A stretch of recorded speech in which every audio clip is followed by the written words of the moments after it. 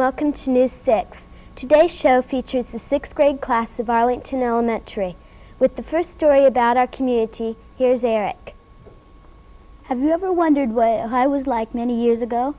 If you visit Ghost Town, you will find out. Ghost Town is a tourist attraction just outside of Arlington.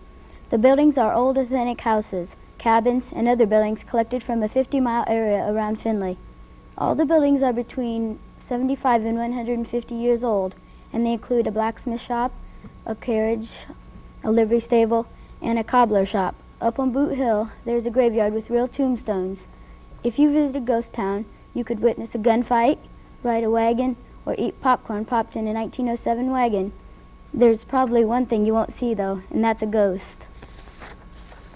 One of the most interesting places in Arlington is Brinkman's Turkey Farm. The farm started raising turkeys in 1942. Each year, more turkeys have been raised. This year, the farm raised almost 21,000 turkeys. News 6 reporter Jennifer Brinkman talked to her grandfather, Mr. Rex Brinkman, about his farm. When does the first batch of turkeys come? We usually get the first turkeys the last part of May. For 1979, we're going to be starting a bunch in about 3 weeks. And then the rest will come along, and we'll be getting poults up through approximately the last of June. How old are they when they come? Well, they're usually 1 day old. How do you keep them warm? Well, mostly with gas, radiant heat. How fast do turkeys grow? Oh, they grow fast. But we'll produce a turkey in about 5.5 to 6 months. What do you feed them? Well, we start them out with a highly concentrated feed full of vitamins and minerals and so forth, and then as they grow older, we feed them more corn and less of the concentrate. All the turkeys are processed and canned at the farm. Most of them are sold either to the market in front of the store or sold at wholesome at some of the local stores. There's another interesting farm in Arlington, and David Marquardt has that story. Wilkinson's Farm near Arlington is the site of the Findlay College Equestrian Program. Through this program, students at Findlay College learn about horses by actually training them. 2 groups of students come to the farm every day to take care of more than 100 horses of all different breeds. On the 100-acre farm there's an arena, a pasture, an outside riding area, and 2 barns with over 200 stalls. It has taken almost 10 years to complete, but Arlington now has a new sewage treatment plant. The first plans were made in 1969, but it wasn't actually started until 2 years ago.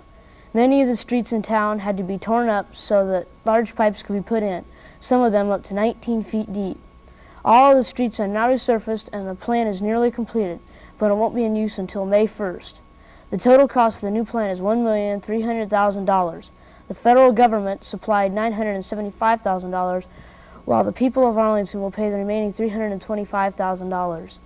Next is Chris Jolliffe with the stories about people in Arlington. The minister at St. Paul's Lutheran Church near Genera owns an unusual collection of crosses. Pastor Paul Fry owns 646 crosses of many shapes and sizes. He collects them from all over the world, and his favorite one is a hand-carved cross from Italy. He has been collecting crosses since 1934 when he was 12 years old. He keeps his collection at his church office, and he wears one of his crosses at every service. His biggest problem is deciding which one to wear. The art of wood carving is centuries old, and there is one man in Arlington who makes sculptures out of wood. His name is Scott Brewster, and he enjoys carving wood figures of animals and people. Scott has more than 100 carvings, and his collection includes elephants, bears, deep-sea divers, and Raggedy Ann and Andy.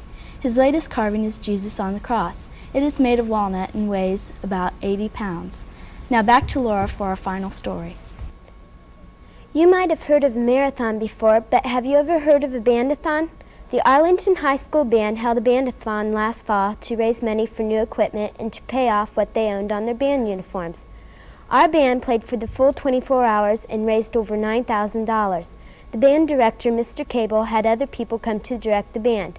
Some of the fathers directed, along with the alumni and a few of the high school coaches.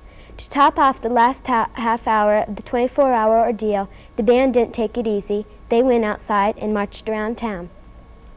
Thank you for watching News 6. Today's show was brought to you by the 6th grade class of Miss Waveline McDevitt at Arlington Elementary. Next week, News 6 will feature the 6th grade of Gateway Middle School in Maumee. Have a great week.